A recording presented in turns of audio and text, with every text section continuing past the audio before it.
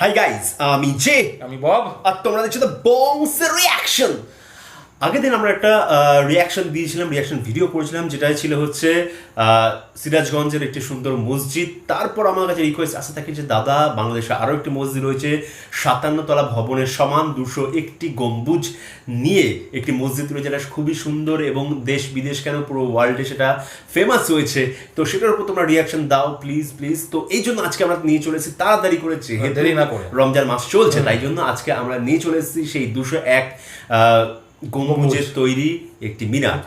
তো যে চ্যানেল থেকে আমরা নিয়েছি চ্যানেল নাম হচ্ছে, সে আমাদের ফেভারিট চ্যানেল সময় টিভি, এবং নাম হচ্ছে 57 তলা ভবনের সমান এই মসজিদ, টাঙ্গাইল মস্ক, মানে টাঙ্গাইল সম্ভব, এবং সময় টিভি। তো চল আগে বেশি কথা না বলে দেখে নি কি আছে। এটা থাম্বনেলটা থেকে বেশ সুন্দর লাগছে, অ্যাট্রাকটিভ লাগছে, তো দেখে নি আগে, তারপর বাকি কথা হবে। অবশ্যই।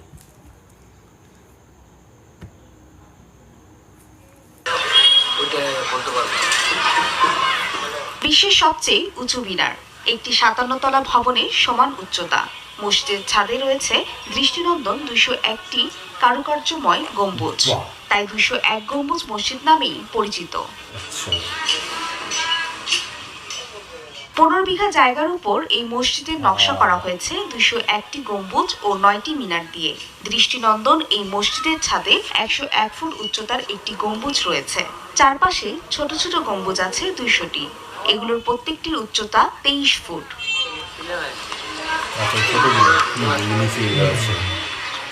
মূল মসজিদের চার কোণায় রয়েছে 4টি মিনার, এগুলোর প্রত্যেকটির উচ্চতা 111 ফুট। পাশাপাশি আরো 4টি মিনার আছে 101 ফুট উচ্চতার। সবচেয়ে উঁচু মিনারটি মসজিদের পাশেই অবস্থিত, উচ্চতা 451 ফুট, যা একটি 57 তলা ভবনের সমান। 165 ফুট দৈর্ঘ্য ও 165 ফুট প্রস্থের দ্বিতল এই মসজিদে একসঙ্গে প্রায় 15,000 মুসল্লি নামাজ আদায় করতে পারবেন। মসজিদের ভেতরের দেয়ালে পবিত্র কোরআন শরীফের 30 পারা আয়াত 661টি থালায় পিতলে খচিত করে রাখা হয়েছে। যে কেউ বসে বা দাঁড়িয়ে মসজিদের দেয়ালে অঙ্কিত কোরআন শরীফ পড়তে পারবেন। মসজিদের প্রধান দরজা নির্মাণে ব্যবহার করা হয়েছে প্রায় 50 মণ পিতল। মসজিদের প্রধান ফটকে মহান আল্লাহ পাকের 99টি নাম পিতল দিয়ে খচিত।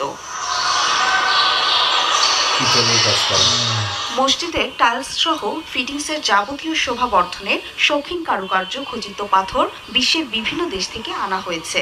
দেয়াল ও মেঝেতে ব্যবহারের জন্য ইতালি ও চীন থেকে উন্নত মানের মার্বেল পাথরের টাইলস আমদানি করা হয়েছে। নির্মাণ কাজ শেষ হলে একসাথে এই মসজিদে 15,000 মুসল্লি নামাজ আদায় করতে পারবেন। মসজিদের উত্তর পাশেই রয়েছে একটি অজুখানা, এখানে একসাথে 150 জন মুসল্লি অজু করতে পারবেন। এছাড়াও মসজিদের পাশে নির্মাণ করা হচ্ছে বিনামূল্যে চিকিৎসার জন্য হাসপাতাল, এতিমখানা, বৃদ্ধাশ্রম, দুস্থ মুক্তিযোদ্ধা ও তাদের পরিবারের পুনর্বাসনের ব্যবস্থা। মসজিদকে ঘিরে 18 বিঘা জায়গার উপর হেলিপ্যাড নির্মাণ করা হয়েছে। 2013 সালের 13 জানুয়ারি টাঙ্গাইল জেলার গোপালপুর উপজেলার নবদা শিমলা ইউনিয়নের দক্ষিণ পাথালিয়া গ্রামে ঐতিহাসিক মসজিদটির নির্মাণ কাজ শুরু হয়। নির্মাণ ব্যয় আনুমানিক 100 কোটি টাকা। মসজিদের নির্মাতা মুক্তিযোদ্ধা রফিকুল ইসলাম ধর্মীয় অনুভূতি থেকেই জীবনের সকল উপার্জন দিয়ে এই মসজিদ প্রতিষ্ঠা করার উদ্যোগ নিয়েছে বলে জানান। আমার যখন জন্ম হয়েছিল, আমি উলঙ্গভাবে জন্মগ্রহণ করেছিলাম। আমি দেখেছি মৃত্যুর পর মানুষ লজ্জা থাকার কারণে, আমার মনে হয় আল্লাহ নিয়ম করে দিয়েছেন কয়েক টুকরা কাপড় দিয়ে ঢেকে দেওয়া হয়, সাথে কোনো কিছু নিয়ে যাওয়া হয় না। এইটুকু উপলব্ধি আল্লাহ আমাকে দিয়েছে, যে কারণেই আমি আমার সমস্ত সম্পত্তি, এই 45 বছর জনতা ব্যাংকের সিবিএর প্রেসিডেন্ট হিসাবে দায়িত্ব পালন করছি, এখনো জনতা ব্যাংকের সিবিএর প্রেসিডেন্ট হিসাবে, সভাপতি হিসাবে দায়িত্ব পালন করছি, এখনো আছি। তারপরেও আমার নিজের জন্য 1% সম্পত্তি এই নিজের আমার জন্মভূমিতে নাই। আমি যেখানে ঢাকাতে থাকি সেখানেও আমার কোনো কিছু আমার নিজের বলতে কোনো কিছু নেই। আমার নিজের বলতে এইটুকুই আছে, মসজিদের পাশেই একটা, আমার মৃত্যুর পর আমি এখানে শাহিদ হব চিন্তা করেছি। তা জানি না আল্লাহ কবুল করবেন কিনা, আমার লাশ পাওয়া যাবে কিনা, হয়তো এমনও হতে পারে আমার লাশই খুঁজে পাবে না, আমার এই স্মৃতিসৌধে এখানে আমারও দাফন নাও হতে পারে।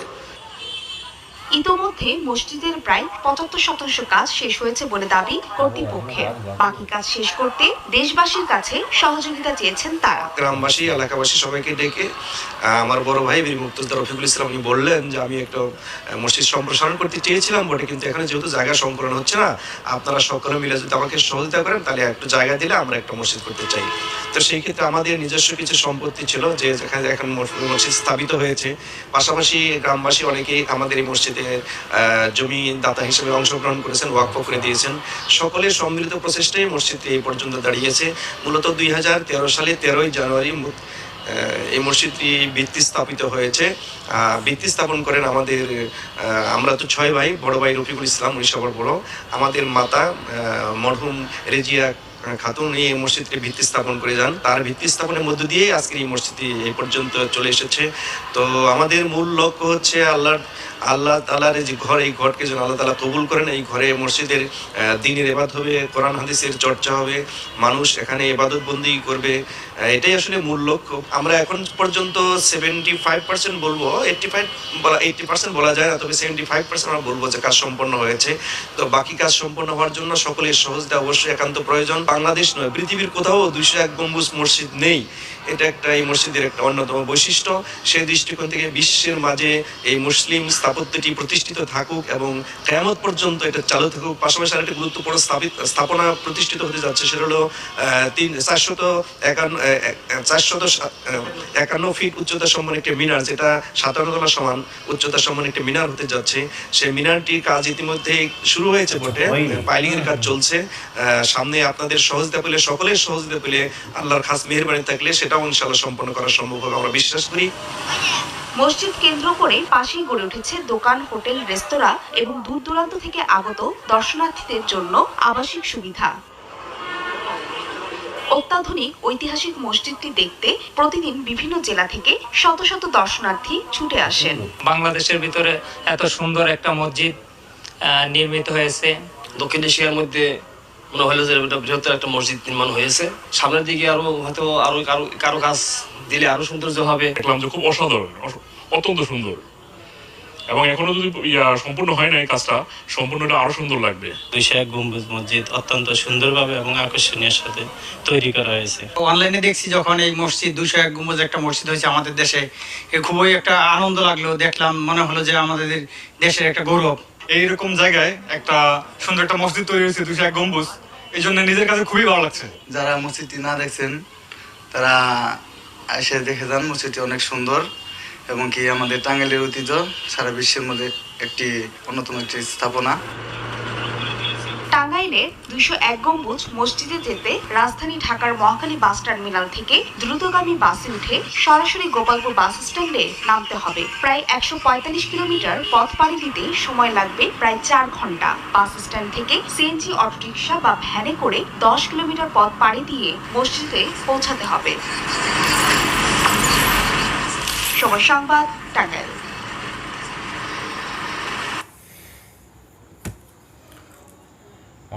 বেশ সুন্দর লাগলো, সিরিয়াসলি 75% কাজই এত সুন্দর লাগছে, এখনো তো 100% কাজ হলে কতটা সুন্দর লাগবে। যেটা বেশ ভালো লাগলো সেটা হচ্ছে যে কোনো জিনিস একার পক্ষে সম্ভব না। তিনি যেটা করেছেন, যতটা তার সামর্থ্য হয়েছে তিনি ততটা দিয়েছেন এবং বাকির জন্য হাত বাড়িয়েছেন গ্রামবাসী বা এলাকাবাসীদের কাছে, এবং তারা সাহায্য করেছেন। এটা সত্যি খুব ভালো লাগলো শুনে। এবং যেটা তিনি উদ্যোগ নিয়েছিলেন যে 201 গম্বুজ সমেত যে মসজিদ, সেটা পৃথিবীর বিশ্বের মধ্যে কোথাও নেই, একমাত্র বাংলাদেশের মধ্যে রয়েছে। এটা খুব ভালো একটা জিনিস এবং এর ফলে কি হবে, দুটো জিনিস হবে। যেটা হচ্ছে 1 নম্বর, যে দেশ বিদেশ থেকে কিছু ট্যুরিজম স্পট হিসাবে এটা হয়ে যাবে, যে মানুষজন আসবে, তার ফলে যে ট্যুরিজম যে শিল্পটা রয়েছে সেই শিল্পটা উন্নতি লাভ করবে 1 নম্বর। আর দ্বিতীয়ত হচ্ছে এর আশেপাশে, মানে যে কোনো যখন আমাদের ভিউয়ার্স পয়েন্ট বা ভিউয়ার্স স্পট যখন তৈরি হয়, তার আশেপাশে বিভিন্ন রকম ব্যবসা গড়ে ওঠে, যেরকম খাবার দোকান, হোটেল থেকে শুরু করে। এবং এই যে এলাকাবাসীরা বা গ্রামবাসীরা রয়েছে, তারা ছোটোখাটো দোকান এবং কিছু ছোটো ছোটো বিজনেসের মাধ্যমে তারা কী করতে হবে, তাদের উপার্জনের যে রাস্তাটা সেটা আরও সুগম হবে। এই জিনিসটা খুব ভালো একটা জিনিস, ভালো দিক আমি বলবো অবশ্যই। এবং আর্কিটেকচারের কথা যদি আমি বলি, সেটা খুবই সুন্দর আর্কিটেকচারে করা হয়েছে এবং সুন্দরভাবে করা রয়েছে। যে আর্কিটেকচার ছোটো করে খোদাই করা যে কাজগুলো ছিল খুব সুন্দর ছিল, এবং যেটা বলা হলো ভেতরে পুরো পিতলের কাজ করা ছিল, এবং মানে প্রত্যেকটা দেওয়ালে কোরআনটাকে পুরো লেখা রয়েছে, যেটা থেকে পড়তে পারবে, এবং সেটা খুব ভালো লাগলো। এবং কত বললো যদি সম্ভব 15,000 বললো না, 15,000 ভাই বোন একসাথে নামাজ পড়তে পারবেন, এবং একসাথে মানে একসাথে নামাজ পড়ার একটা আলাদাই যেরকম হয় একটা বড় যখন মন্দির বা মসজিদে সবাই একসাথে যখন আমরা প্রেয়ার করি তখন যেন বা প্রার্থনা করি, তখন যেন মনে হয় আমাদের প্রার্থনাটা সিধাসিধি চলে যাচ্ছে ভগবানের কাছে। তো সেইখান থেকে অবশ্যই খুব ভালো লাগবে সবার। এবং যে জিনিসটা আমি খুঁজে পাচ্ছিলাম, যার থাম্বনেল আমি আমার ভাই মিলে খুঁজছিলাম, সেটা হচ্ছে যে 9টা মিনার লিখেছে, কিন্তু 8টা মিনার ছবিটা আমরা দেখতে পাচ্ছি যে আরেকটা মিনার কোথায় গেল। আমি আমার ভাইকে জিজ্ঞেস করছি যে ভাই যে আরেকটা মিনার কোথায় গেল, বলছে কি আমি বুঝতে পারছি না। তো তারপর যেটা নিউজে বলা হলো যে 8 নম্বর মিনার, এই 9 নম্বর মিনার যেটা রয়েছে সেটা এখন তৈরি হয়নি, সেটা তৈরি হবে।